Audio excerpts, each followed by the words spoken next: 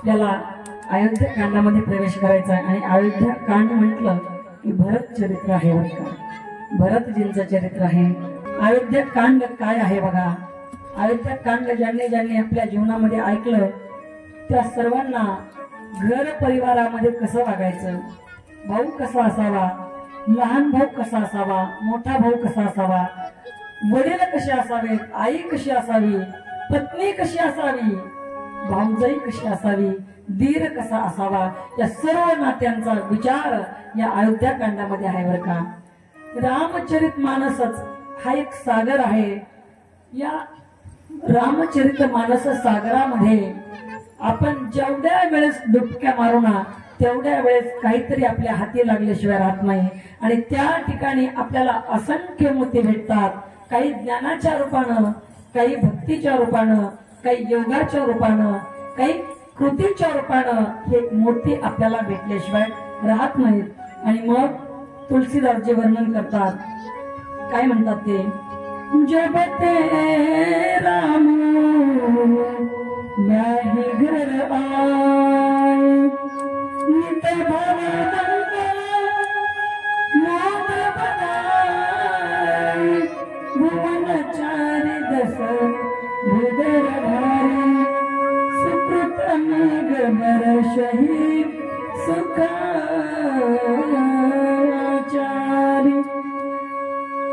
तुलसीदासजी सांगतात की श्रीरामचंद्र विवाह करून घरी परतले तेव्हापासून अयोध्येमध्ये नित्य नवीन मंगल अशा असणारं जीवन त्यांचं चाललेलं आहे। अभिनंदनाचा वर्षाव त्या ठिकाणी होतोय आणि खरोखर अयोध्यावासियांनी केलेलं जे सत्कर्म आहे ते आज उदयाला आलं की काय असं प्रत्येक अयोध्यावासियांना वाटतं बरं का।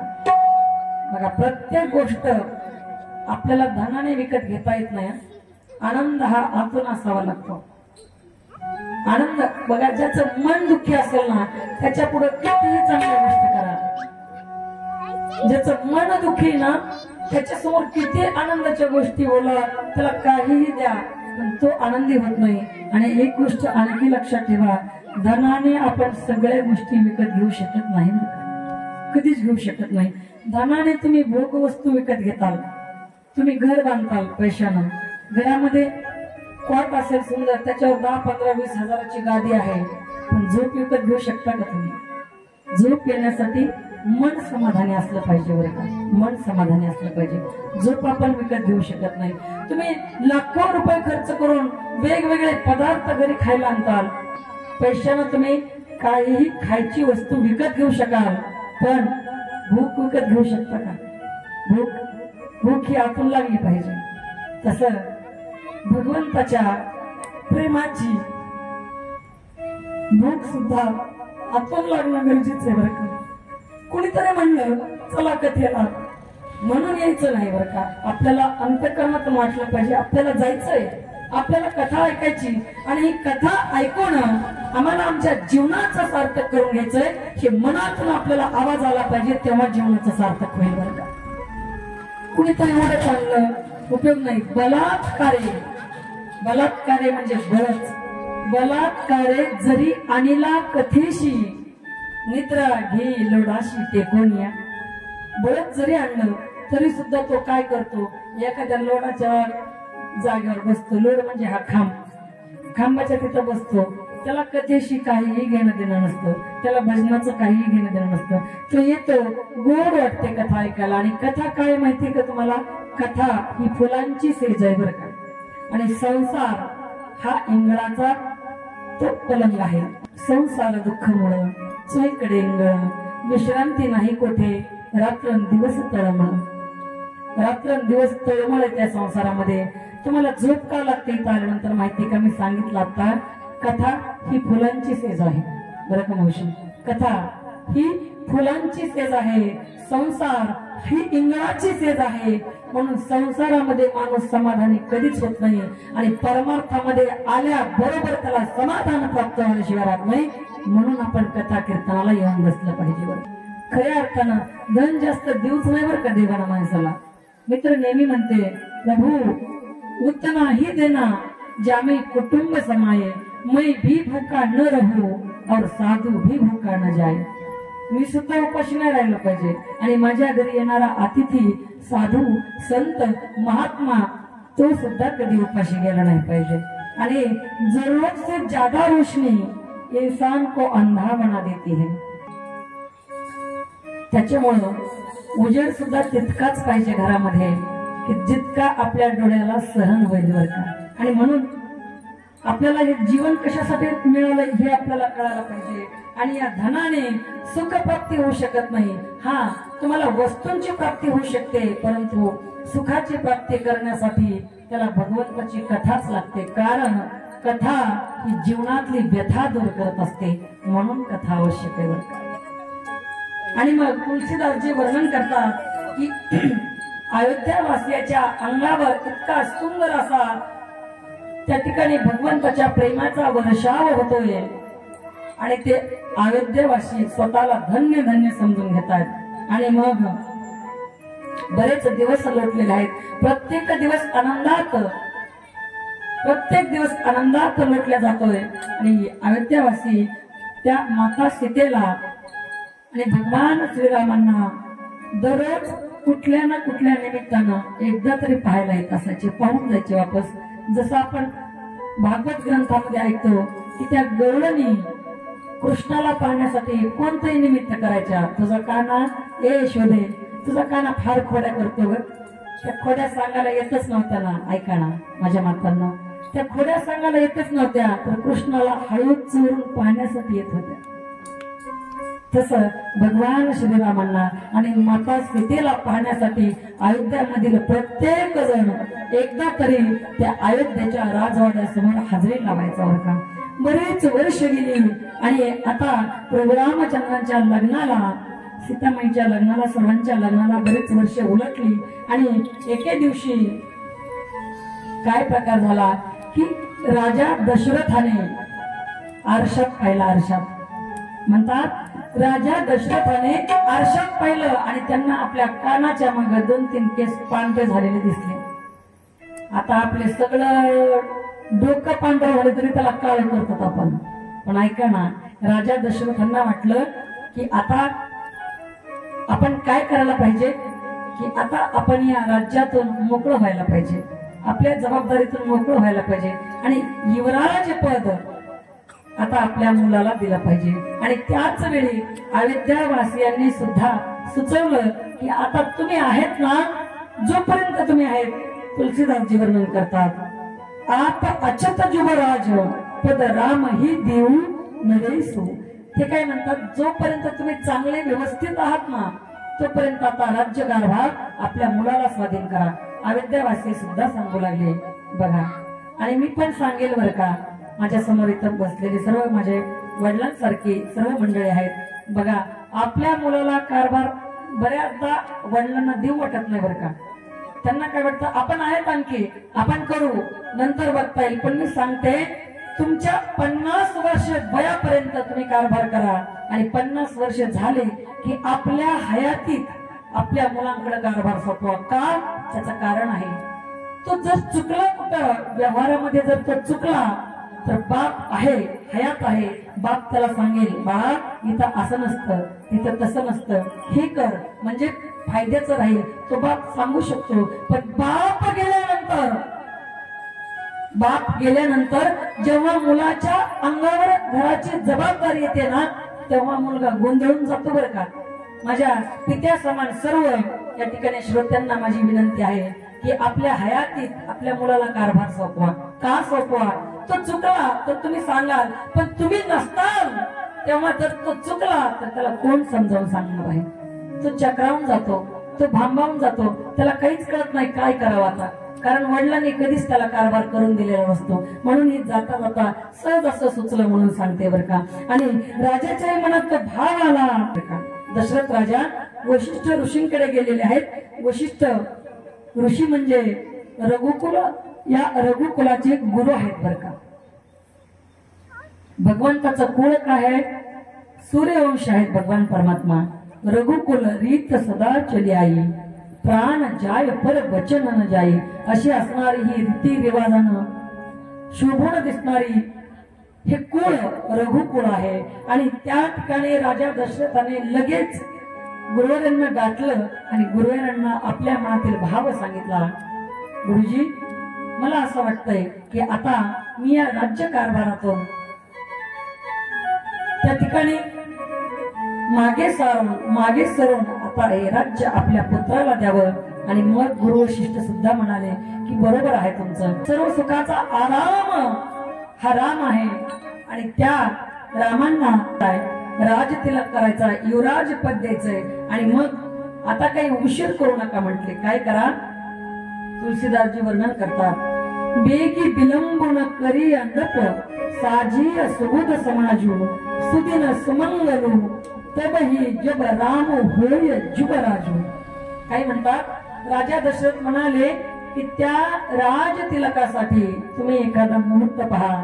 तेव्हा गुरु वशिष्ठ सांगतात, ज्या दिवशी तुम्ही रामाला अभिषेक कराल, राज तिलक कराल, तोच दिवस सगळ्यात शुभ आहे, तोच दिवस मंगल आहे. काही तुम्ही विचारच करू नका म्हटले मुहूर्ताचा. आणि मग सांगितलं की उद्या सकाळी त्या ठिकाणी आपण रामाला अभिषेक करू. ठरलं. गुरु वशिष्ठांनी सांगितलं की उद्या सकाळी श्रीरामांचा राज तिलक होईल, अर्थात त्यांना युवराज पद भेटेल, युवराज पद दिलं जाईल. ही वार्ता बघता बघता बघता संपूर्ण अयोध्येमध्ये पसरली. आनंदी आनंद झाला, सगळ्यांना आनंदी आनंद झाला. आज सोनियाचा दिनू, वर्षे अमृताचा घनू, इतका आनंद झाला. सर्व त्या ठिकाणी असणाऱ्या राण्यांना आनंद झाला, मंत्र्यांना आनंद झाला, संपूर्ण अयोध्येवासियांना आनंद झाला. श्रीरामांचा राज्याभिषेक होणार हे ऐकून सर्वजण आनंदोत्सव साजरा करू लागले. अयोध्येमध्ये ढोल नगारे वाजू लागले.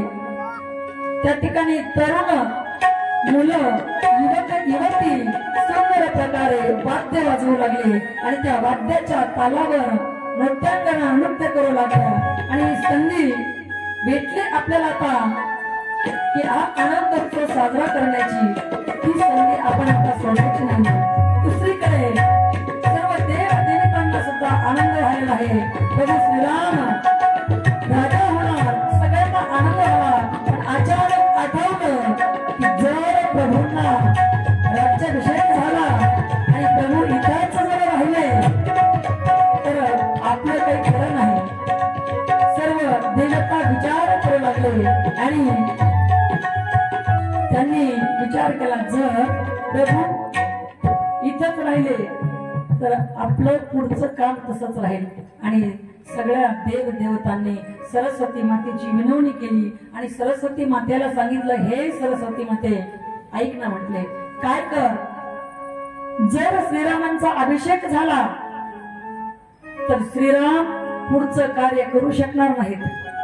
मग तू काय कर, कुणाला तरी त्या ठिकाणी दुर्बुद्धी सुचव आणि ती दुर्बुद्धी अशी सुचव की प्रभूचा अभिषेक होणार नाही, श्रीरामांचा अभिषेक होणार नाही.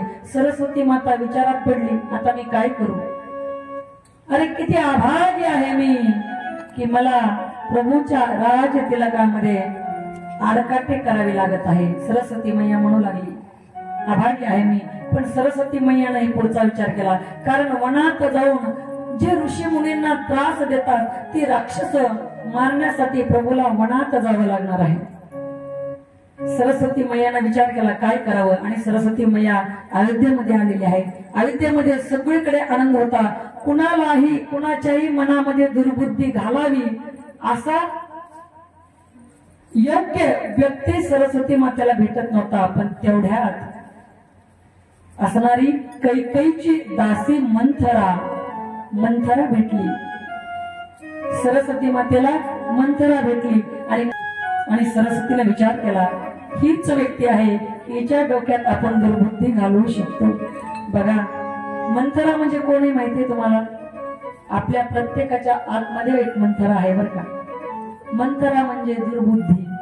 जेव्हा जेव्हा आपल्याला दुर्बुद्धी सुचेल तेव्हा तेव्हा समजायचं मंथरेनं आपल्या मेंदूवर कब्जा केलाय. श्रीरामचंद्र भगवान की. आणि मग राणी कैकेयीची असणारी दासी मंथरा तिच्या डोक्यामध्ये दुर्बुद्धी घालण्याचा विचार सरस्वती माता करून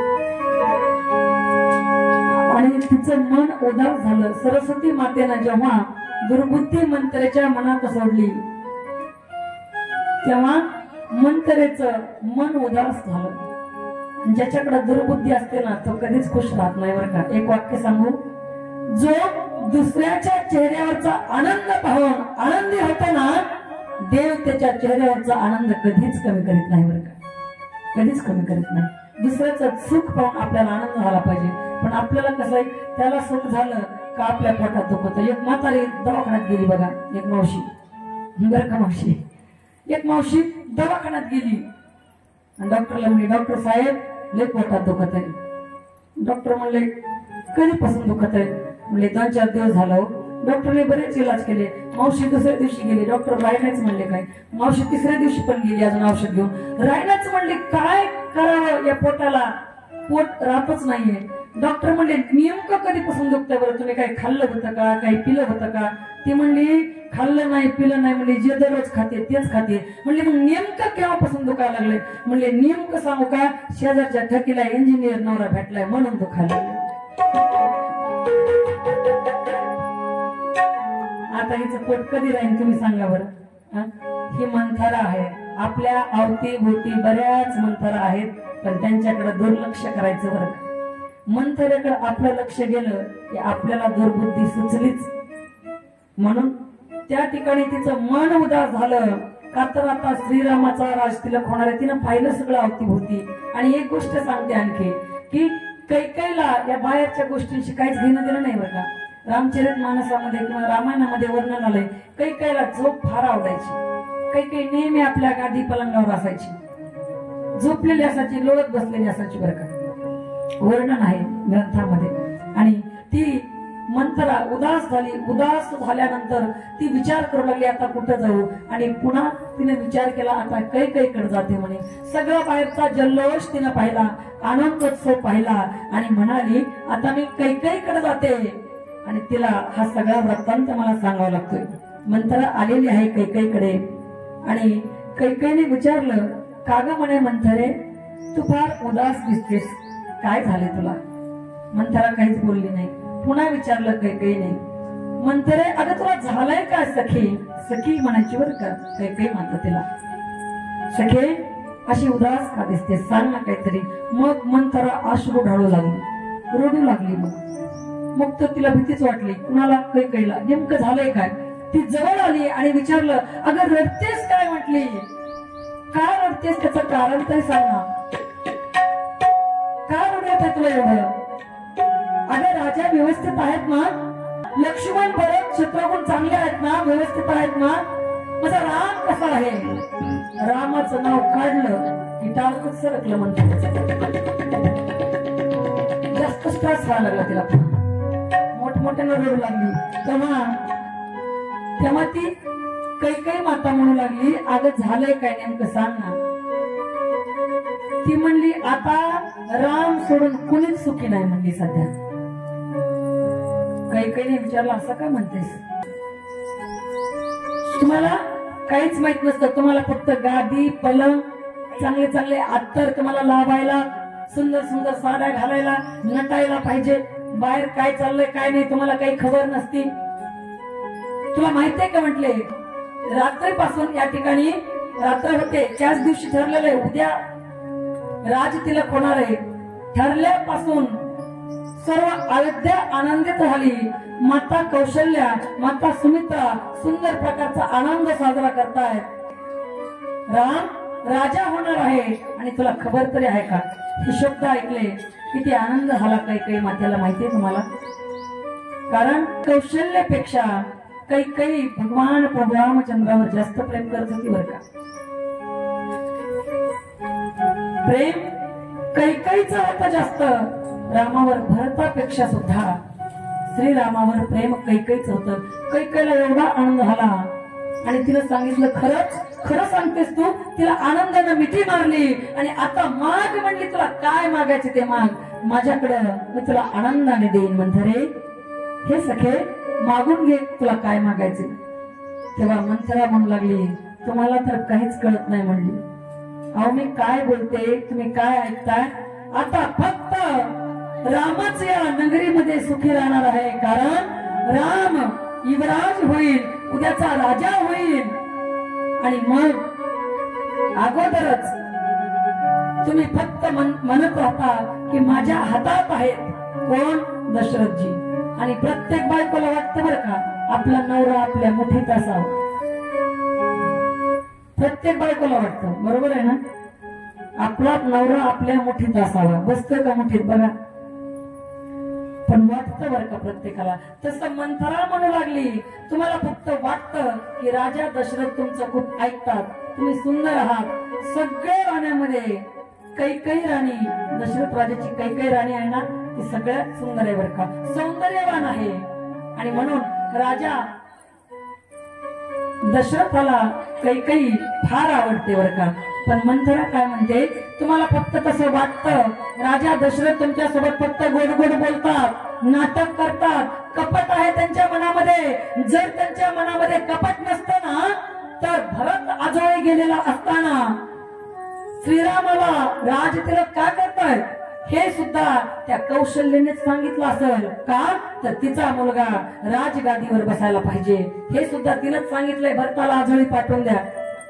कैकेयी आता तिचं ऐकू लागली. आणि बघा आपल्याकडे एक म्हण आहे, चहाडीला गोडी असते बरं का.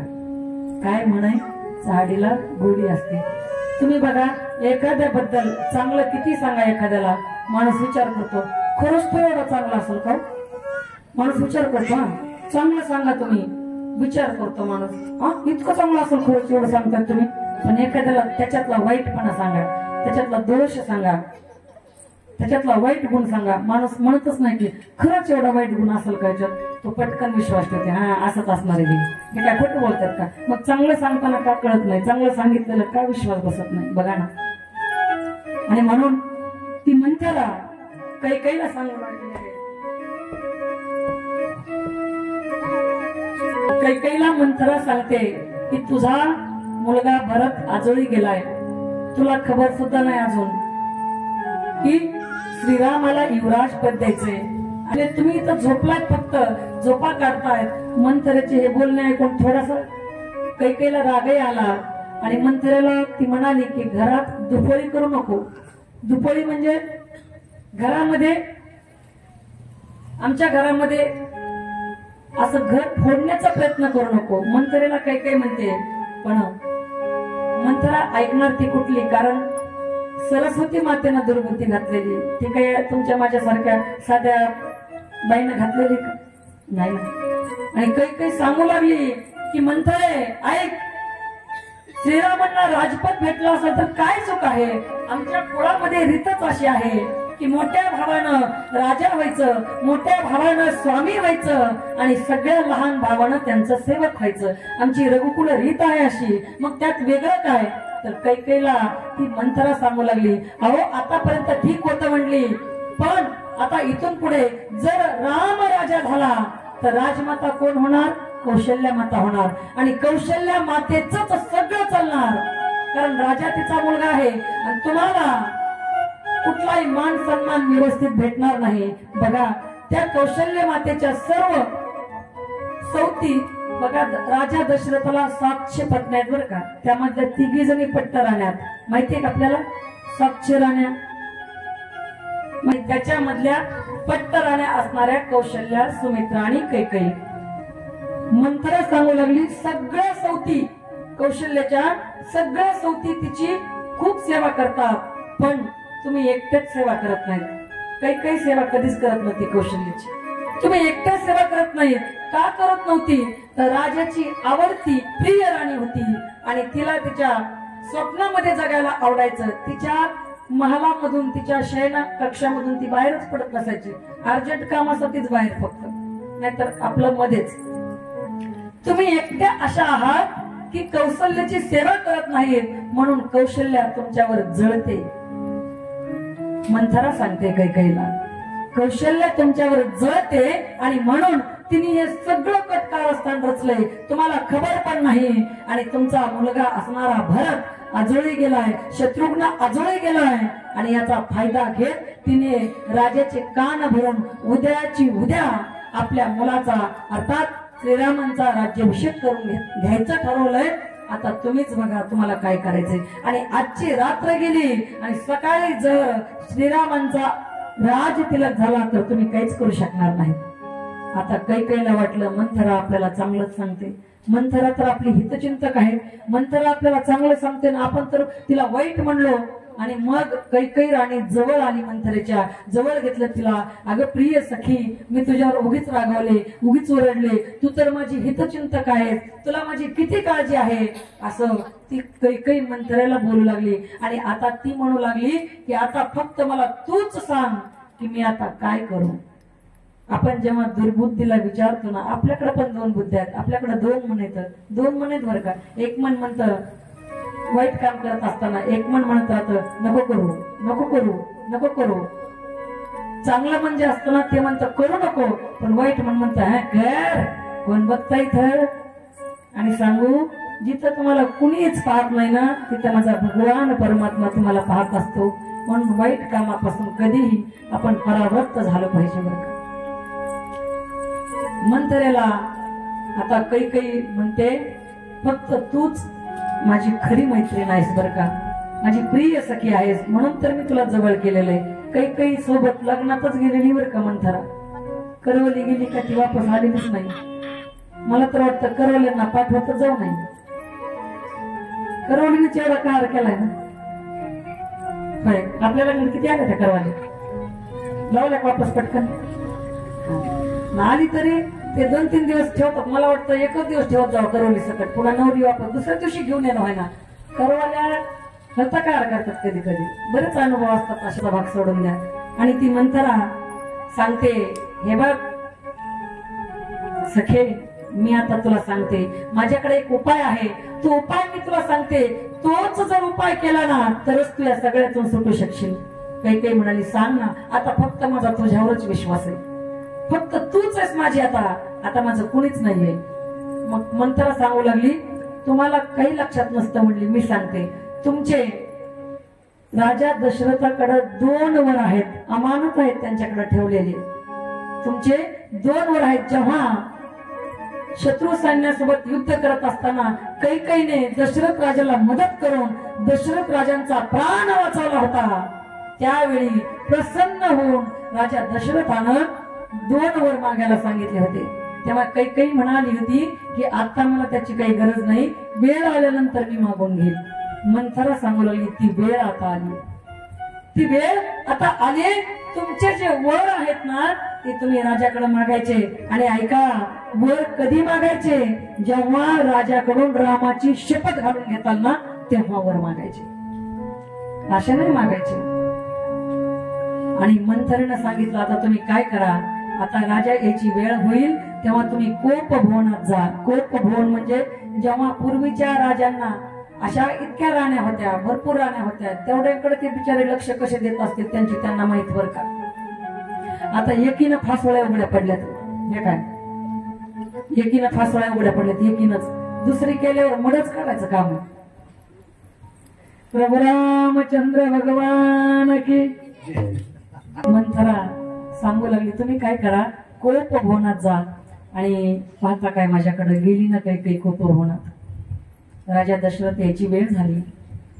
राजा दशरथ आनंदाने आले होते, कारण सगळ्यांना माहित होतं की उद्या श्रीराम युवराज होणार आहेत, फक्त कैकेयीला माहित नव्हतं बरं का. आणि म्हणून राजा दशरथांनी विचार केला माझी प्रिय पत्नी, माझी प्रिय राणी, प्राणापेक्षाही आवडणारी माझी राणी, तिला स्वतः मी सांगणार आहे की उद्या श्रीरामांना युवराज करायचे. आनंदाने विभोर होऊन दशरथ राजा कैकेयीच्या महालात आले, पण महालात कैकेयी कुठेही दिसेना. मग विचारलं दास्यांना, दास्यांनी सांगितलं कैकेयी राणी साहेब यांच्या कोप भवनात गेले. राजा दचकला, थरकन झालं, मन काय झालं असं म्हटले. बायकोला खूप घाबरतात तो लोक, राजा असला म्हणून काय झालं, घाबरला, काय झालं असेल आता नेमकं. साध्या आपल्या तुमच्या आमच्या सारख्यांची काय हालत आहे, एवढा मोठा राजा घाबरतो बायकोला. काय झालं असेल नेमकं विचार करू लागले दशरथ राजा. आणि विचार करता करता कोपभवनात पोहोचले. कोपभवनामध्ये गेल्यानंतर पाहिलं समोर कैकेयी बसलेले आहे. त्या ठिकाणी सुंदर अलंकार वस्त्र काढून फेकलेले आहेत. जुनं पुराण वस्त्र अंगावर लिहिलेले आहे. सोन्याचे दागिने काढून ठेवले, आभूषण काढून ठेवले, कानातले कर्णफुलं, गळ्यातले हार, सुंदर प्रकारचे जे अलंकार होते सगळं काढून ठेवलेलं आहे.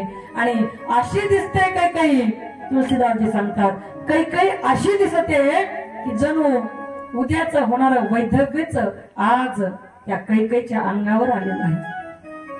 जणू उद्या विधवा होणार आहे कैकेयी, त्याचा प्रत्यय आज या क्षणाला राजा दशरथाला येत होता. अगदी विद्रूप अवस्था त्या कैकेयीने करून घेतलेली आहे. आणि मग राजा दशरथ जवळ गेले आणि विचारू लागले काय झाले. हे प्रिय पत्नी, हे सुलोचनी, काय झाले तुला, नेमका काय त्रास आहे, काय पाहिजे तुला, मी कधी काय नाही आणून दिलं तुला, तू मागितला आणि मी दिला नाही. कैकेयी म्हणली हो माहिती मला, नुसतं देतो देतो म्हणतात आणि द्यायचा काही पत्ता नसतो. आपणही म्हणतो ना, माहिती मला तुम्ही किती उदार आहेत ते. नुसतं मेकअपचं सामान घ्यायचं घ्यायचं म्हणतात आणि काय घेतच नाही, है की नाही. कैकेयी म्हणू लागली मला माहिती आहे तुमची रीत, तुम्ही कपट करता माझ्यासोबत. माझा मुलगा आजोळी गेलेला असताना श्रीरामाला राज्याभिषेक करताय तुम्ही. दशरथ राजा म्हणाले तीच तर आनंदाची वार्ता घेऊन मी तुझ्याकडे आलो होतो. आणि तू काय बोलतेस. तिने सांगितलं मला मान्य नाही, श्रीराम राजा व्हावा याच्याशी मी संमत नाही. राजा दशरथ म्हणाले अगं तू काय बोलतेस वेड्यासारखं, असं बोलू नको. तुझ्या बोलण्याने माझ्या हृदयात बाण टोचल्यासारखं होत आहे, असं नको बोलू ग. तेव्हा कैकेयी म्हणते तुम्ही देतो देतो म्हणतात, आताही म्हणतात तुला काय पाहिजे ते माग. मग काय पाहिजे ते मी मागेल. तुमच्याकडे माझ्या अगोदरचेच 2 वर आहेत, तेच द्या आता मला. आताच तर काहीच मागत नाही म्हणले मी, अगोदरचे वर आहेत ना तेच वर मला द्या. राजा म्हणाला अगं तू काहीही माग, काहीही माग, राज्य माग, मी तर तुझ्या अधीन आहे. देवलोक मागितला तरी माझी देवावर स्वारी करून जाऊन देवलोक मिळवण्याची ताकद आहे तुझ्यासाठी, सामर्थ्य होतं. इंद्र मित्र होता दशरथ राजांचा. ऐका बघा, स्वतःचा पती म्हणतोय तुझ्यासाठी मी वाटेल ते करायला तयार आहे, पण तू अशी नाराज राहू नको, तू अशी दुःखी राहू नको. तुला काय दुःख आहे ते मला सांग. राणीने सांगितलं, कैकेयी राणी सांगतायत की मला दुःख वगैरे काही विचारायचं नाही, माझे ते 2 वर आहेत ना ते मला तुम्ही द्यायचे, देणार का नाही सांगा. राजाने सांगितलं हो देतोय, काय वर असतील ते, तुला काय इच्छा असेल ते माग. आमची रीत आहे, रघुकुल रीत सदाची जाईल. अगं प्राण जाईल पण दिलेलं वचन जाणार नाही. तिने सांगितलं रामाची शपथ घ्या अगोदर आणि नंतर मी माझे वचन तुम्हाला मागणार आहे. तेव्हा राजा म्हणतात रघुकुलाचे मूळ पुरुष सूर्यनारायण सुद्धा आमची रीत सांगतात, जाणतात आणि त्यांच्यानुसार मी करणार आहे. तेव्हा कैकेयी म्हणाली सांगते ऐका हे प्राणनाथा, मला 2 वर मागायचे. एका पहिल्या वरामध्ये मी माझी मागणी अशी आहे की माझ्या भरताला राज तिलक व्हावा, राजगादी माझ्या भरताला भेटावी. आणि दुसऱ्या वरामध्ये माझी मागणी अशी आहे की श्रीरामानं मुनीचा वेश धारण करून उदासीनता पत्करून वनामध्ये 14 वर्ष राहावं, हे माझे 2 वर आहेत.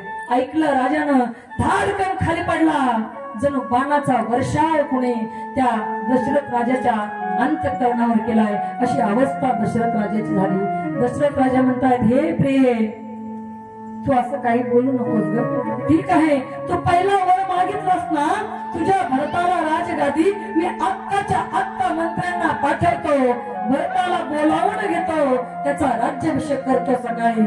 पण माझ्या रामाला वनवासात पाठवू नको ग. ऐक ना प्रिय, अगं मासा पाण्याशिवाय राहू शकेल, मासा पाण्याशिवाय राहू शकेल. सापाच्या त्या कपाळावरचा मणी काढून त्या फणीवरचा मणी जरी काढून घेतला ना, सापही कशा ना कशा अवस्थेमध्ये जगत राहील, पण मी माझ्या रामाविना जगू शकत नाही ग. हे प्रिय ऐक ना, तुझ्या भरताला राजगादी मी लगेच देतो, पण ऐक ना, माझ्या रामाला वनवासाला पाठवू नको. तेव्हा कैकेयी टोचून बोलते, आताच तर तुम्ही म्हणाला रघुकुल रीत सदा चली आई, प्राण जाय पर वचन न जाय. हेच का तुमचं वचन? एक तर माझे वचन पाळा, नाहीतर तुमच्या रघुकुलाला फट्टा लागेल. आणि ऐका, जर राम वनवासाला गेला नाही ना, उद्या माझा मृत्यू होईल आणि तुमच्या नावाला कलंक लागेल. ही गोष्ट तुम्ही लक्षात ठेवा. दशरथ राजाला आता काही सूचनाचं झालंय. दारा तीर्थी दशरथ राजा खाली दाडकन जमिनीवर पडले, उठायचं अवसर नाहीये, हालचाल करता येत नाही, एवढी बिकट अवस्था दशरथ राजाची झालेली आहे. तरी सुद्धा कैकेयीला थोडी ही माया येत नाहीये. कैकेयी म्हणते, ऐकायचं असेल तर मला हेच वचन पूर्ण पाहिजे, आणि नसेल ऐकायचं तर स्पष्ट सांगा. अनेक प्रकारे टोचून टोचून टोचून कैकेयी बोलू लागलेली आहे दशरथ राजाला. आणि बऱ्याच वेळानं राजा दशरथानं स्वतःला सावरलं आणि सांगितलं, पुन्हा विचार कर. तिनं सांगितलं, माझा पूर्ण विचार झालाय, आता मी तुमचा कोणताही कपटीपणा चालवून घेणार नाही, तुमचा काळेबाजपणा माझ्या समोर चालणार नाही. सकाळ होताच मुलींचा वेश धारण करून राम वनवासाला नाही गेला तर मी सकाळी उठल्याबरोबर तुम्हाला माझं मेलेलं तोंड दिसणार आणि तुमच्या कुळाचा त्या ठिकाणी नाश होणार. कारण रीत आहे, प्राण गेला तरी वचन जाणार नाही. तुम्ही वचन मोडलं तर कुळाला बट्टा लागेल. मी मरणार. राजा दशरथ म्हणू लागला, आता काय करू? राजा दशरथ व्याकुळ झाले. अनेक प्रकारे समजावून सांगून सुद्धा समोर घडत असणारा अनर्थ टाळू शकत नाहीये हे दशरथ राजानं जाणलं. दशरथ राजा पुन्हा मूर्छित झाले, पुन्हा मूर्छेतून जागे झाले आणि आपल्या कुळाच्या मूळ पुरुषाला सूर्यनारायण भगवंताला हात जोडून विनंती करतात, हे सूर्यनारायण, तुम्ही होऊच नका. जर सकाळच झाली नाही तर ही बातमी माझ्या श्रीरामाला कुणी सांगणार नाही, आणि सकाळच झाली नाही तर मुनीचा वेश धारण करून श्रीराम वनवासाला जाणार नाही. हे सूर्यनारायण, ऐका ना, तुम्ही सकाळ होऊ देऊ नका, तुम्ही सकाळ होऊ देऊ नका. राजा दशरथ अत्यंत व्याकुळ होऊन आपल्या मूळ पुरुषाला साथ घालतायत, विनंती करतायत, विलाप करत आहेत. आणि असाच विलाप करता करता करता रडता रडता पुन्हा मूर्छित होता होता पुन्हा जागृतीमध्ये येता येता त्या ठिकाणी सकाळ झाली. आणि सर्व सकाळ झाल्यानंतर नगरामध्ये सुंदर वाद्य वाजू लागले. कारण कुणालाही आतापर्यंत माहित नव्हतं की राजा श्रीरामांना वनवासात पाठवणार आहे. कुणालाही माहित नव्हतं. सुंदर प्रकारचे वाद्य वाजतात, पण त्या वाद्यामधून सुद्धा कुठेतरी दुःखाचा ध्वनी निघत आहे असं जाणवू लागलेलं आहे बरं का. आणि मग सकाळ झाली. मंत्र्यांनी पाहिलं, अजून दशरथ राजा का उठत नाही. दशरथ राजा जवळ आले काही मंत्री, आणि मंत्र्यांनी राजा दशरथाची अवस्था पाहिली. अत्यंत व्याकुळ अवस्थेमध्ये, मूर्छित अवस्थेमध्ये राजा दशरथ त्या ठिकाणी पडलेले होते कैकेयीच्या महालामध्ये. मंत्र्यांनी विचारलं, महाराज काय झाले? तेव्हा महाराजांनी छातीवर दगड ठेवून सांगितलं, जा आणि श्रीरामाला बोलावून आणा. श्रीरामाला बोलावून आणण्यात आलं. कैकेयीच्या महालामध्ये श्रीराम प्रभू प्रवेश करतात. अत्यंत सुनसान त्या ठिकाणी वातावरण आहे. कोणी कोणाशी बोलत नाही. कैकेयीचा चेहरा सुद्धा अत्यंत पडलेला आहे. राजा दशरथाचा चेहरा व्याकुळ झालेला आहे. आणि त्या ठिकाणी श्रीराम आलेले आहेत आणि विचारतात आपल्या पित्याला, हे तात का बोलवलं मला? तेव्हा दशरथ राजा काहीच बोलत नाहीयेत. पुन्हा पुन्हा विचारलं श्रीरामांनी, हे तात, हे पिताजी, का बोलवलं मला सांगा ना. तेव्हा दशरथ राजा काहीच बोलत नाही. तेव्हा प्रभूंनी आपला मोर्चा कैकेयीकडे वळवला आणि कैकेयीला विचारू लागले, हे माते, तात काही बोलत नाहीत, तुम्हीच सांगा ना काय झाले ते. तेव्हा कैकेयीने सांगितलं, हे रामा ऐक, आता सकाळी तुला राज्याभिषेक होणार होता ना, तो होणार नाहीये. राज्याभिषेक माझ्या होणार आहे आणि तुला वल्कल धारण करून, मुलींचा वेश धारण करून वनात जायचंय. हे माझे 2 वर आहेत, ते तुमच्या पिताश्रीकडे माझे वर अमानत होते. ते 2 वर मी मागितले आणि ते 2 वर देण्यासाठी तुमचे पिताश्री आता टाळाटाळ करत आहेत. त्यांना त्रास होतोय माझ्या वराचा, मी मागितलेल्या वरांचा त्यांना त्रास होतोय. तेव्हा श्रीराम आपल्या पित्याजवळ आले, पाय घट्ट धरून पित्याला मिठी मारली, चरणाला मिठी मारली आणि पुन्हा कैकेयी मातेकडे गेले आणि मातेला म्हणू लागले, हे माते, माझं परम भाग्य आहे, माझं परम भाग्य आहे की तू मला वनवासात पाठवतेस. कारण वनवासामध्ये असणाऱ्या ऋषी मुनींची मला भेट होईल. त्या ठिकाणी असणाऱ्या जे माझी अनेक वर्षापासून वाट पाहतात ना, त्या सर्वांना माझी भेटी होईल. माते, तू खूप चांगलं काम केलंय. विचार करा, जो राम राज्याभिषेक होणार म्हणून हुरळून जात नाही आणि वनवास भेटलाय म्हणून दुःखी होत नाही, त्याला भगवान श्रीराम म्हणायचे. बरं का, प्रभू श्रीरामांचं चरित्र फार वेगळं आहे, अलौकिक आहे. स्थिर वृत्ती जिथं ठेवता येते तेच प्रभू श्रीराम असतात. बरं का, स्थिर वृत्ती त्यांची. आणि मग आपल्या कैकेयी मातेचं दर्शन घेतलं, आपल्या पित्याचं दर्शन घेतलं आणि दर्शन घेतल्यानंतर आपल्या मातेकडं प्रभू आलेले आहेत, कौशल्या मातेकडं. कौशल्या मातेला सांगितलं, हे माते, तुझा राम गादीवर न बसता 14 वर्षे वनवासाला जाणार आहे. कौशल्या मातेच्या हृदयाला बाण लागल्यासारख्या तीव्र वेदना झाल्या. श्रीरामांना म्हणू लागली, श्रीरामा, तुला माहितीये का, हे राघवा, तुला माहितीये का, तुला प्राप्त करण्यासाठी या मातेने किती कष्ट घेतले माहिती तुला काही. आणि प्रत्येक आईनं आपल्या लेकराला जन्म देताना प्रसव वेदना सहन केलेल्या असतात. एक सांगू, एक वाक्य बोलेल मी. जिने बाळाला जन्म देताना कळ दिलेली असते ना, कळ, ज्यांनी लेकरांना जन्म दिलाय त्यांच्या लक्षात येईल. बरं का, ऐका.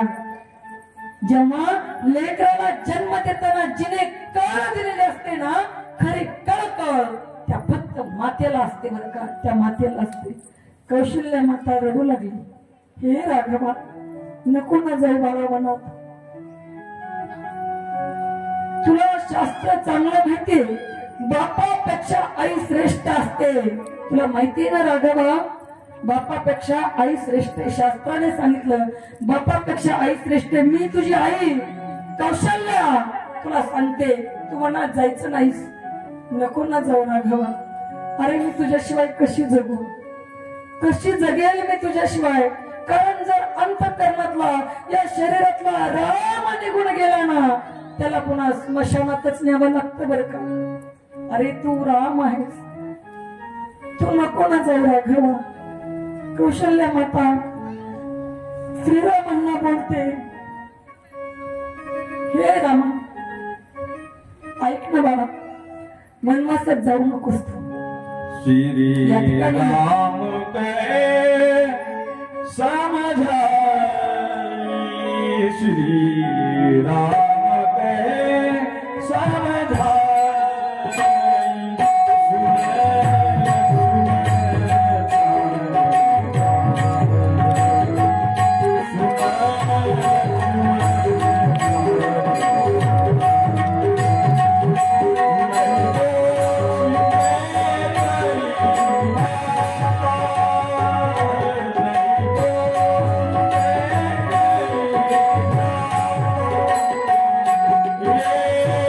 Yeah.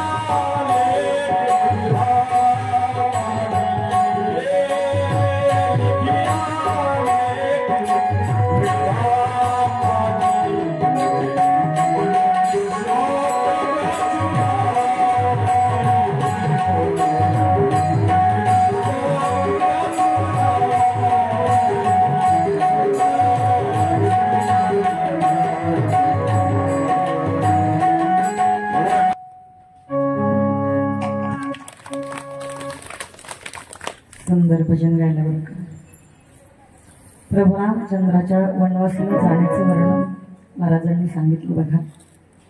कौशल्याचे दर्शन घेतले श्रीरामांनी आणि तेवढ्यात समाचाराते ही समय सुनिसिय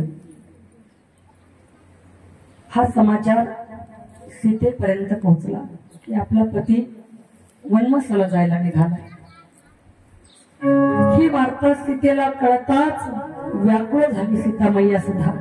आणि सीतामय्या आपल्या सासूजवळ आलेली आहे बरं का. सासूचे पाय धरले आणि सांगितलं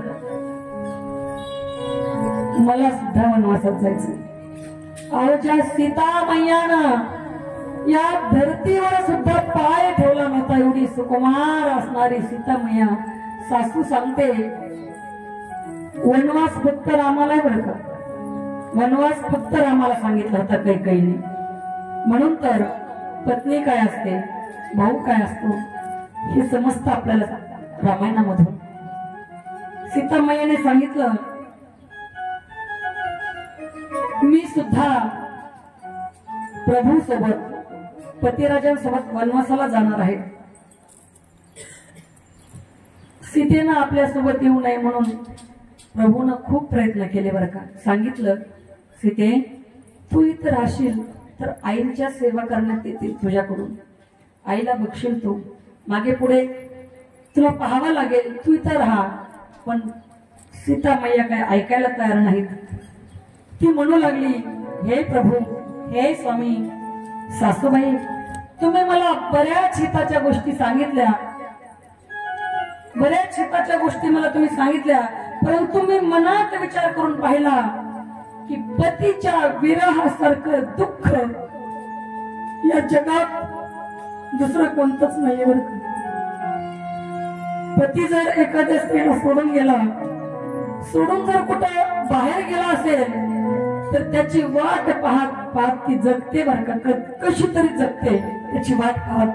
पण एखाद्या स्त्रीला पती कायमचा सोडून गेला असेल ना तर ती स्त्री जिवंत असून सुद्धा मेल्यासारखी असते बरं का. दिसते जिवंत आपल्याला पण ती स्त्री चालता बोलता प्रेत असते. एखाद्या स्त्रीचा एखाद्या मुलीचा पती मरण पावला तर ती मुलगी ती स्त्री ती बाई फक्त चालताना दिसते बोलताना दिसते खाताना दिसते पिताना दिसते पण ते एक प्रकारचं जिवंत प्रेत असतं. पतीशिवाय या जगामध्ये जगणं फार कठीण आहे. बापाशिवाय मुलांचं जगणं फार कठीण आहे बरं का. आणि त्यात हा समाज असतो ना समाज त्या स्त्रीला जगू देत नाही बरं का. चांगलं नाही जगू देत.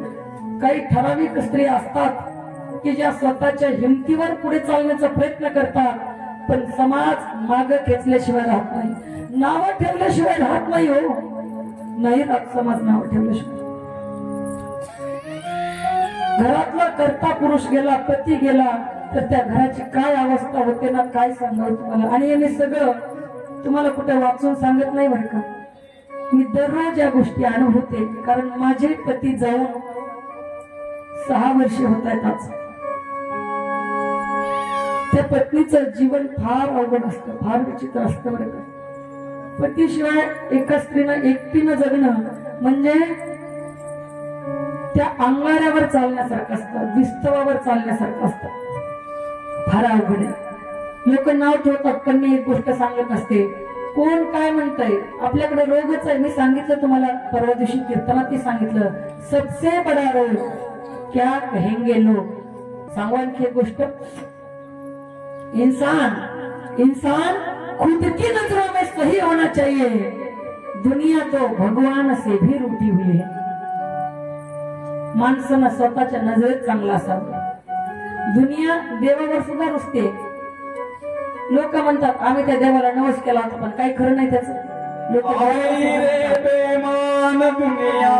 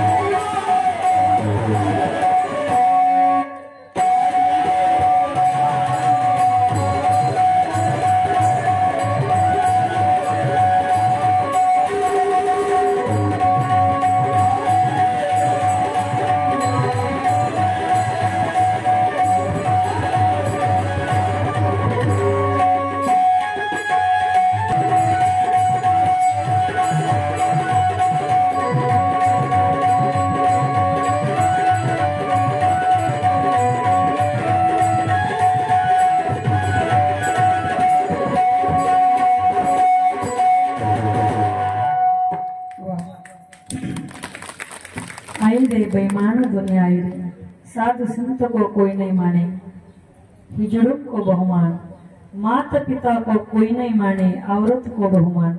आई रे बेईमान दुनिया आई रे. खरंच दुनिया बेईमान आहे बरं का. या दुनियेमध्ये फार सावध होऊन राहावं लागतं. आणि लक्षात ठेवा, माझा आवाज जिथपर्यंत जात असेल, बसलेल्यामध्ये कोणी जर असं दुःखी असेल, त्यांनी फक्त देवावर हवाला टाकायचं. हे देवा, कर्तुम शक्तीचा मालक तू आहेस, तू सर्व माझं दुःख निवारण कर. आणि कुणी बाकी कुणीच काही करत नाही, कुणीच काही करू शकत नाही, कोणालाच काही करता येत नाही. त्या ठिकाणी सीता मैया म्हणते, तुम्ही किती मला समजून सांगितलं तरी सुद्धा मी ऐकणार नाही. कारण पतीशिवाय मी स्वर्गात जरी असले ना तरी तो माझ्यासाठी नरक आहे, म्हणून मी ऐकणार नाही. आणि त्या जानकी मैयानं, त्या सीता मैयानं कुणाचंही ऐकलं नाही बरं का. लक्ष्मणजींना ही खबर कळली, ही वार्ता कळली. लक्ष्मणजीच्या तळपायाच्या मस्तकाला गेले. कुणी सांगितलंय म्हणले, लक्ष्मण म्हणजे शेषनागाचा अवतार आहेत बरं का. शेषनागाचा खुस त्यांचं सारखं सुरूच असतं. रागीट आहेत लक्ष्मण. मी तर म्हणेल श्रीरामासोबत वनवासामध्ये लक्ष्मण गेले ते बरं झालं बरं का भाऊ. श्रीरामासोबत वनवासामध्ये लक्ष्मण गेले ते बरं झालं. एक शांत आणि एक रागीट. जर भरत गेले असते ना फार अवघड झालं असतं बरं का, फार अवघड झालं असतं. वर्णन आहे पुढं बघा.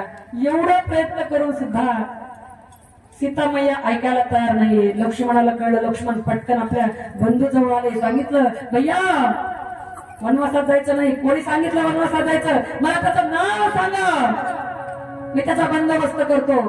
प्रभू म्हणू लागले, अरे आईचा बंदोबस्त करणार तू? आपल्या तातश्रींचा बंदोबस्त करणार तू? त्यांना धडा शिकवणार तू? त्यांनीच सांगितले आपल्याला वनवासात, आपल्याला म्हणजे मला वनवासात जायचं. आईने आणि आपल्या वडिलांनी सांगितलंय. त्यांचा बदला घेणारच का तू? शांत केलं. आणि लक्ष्मणजी सुद्धा हट्ट करू लागले, मी सुद्धा वनवासात येणार.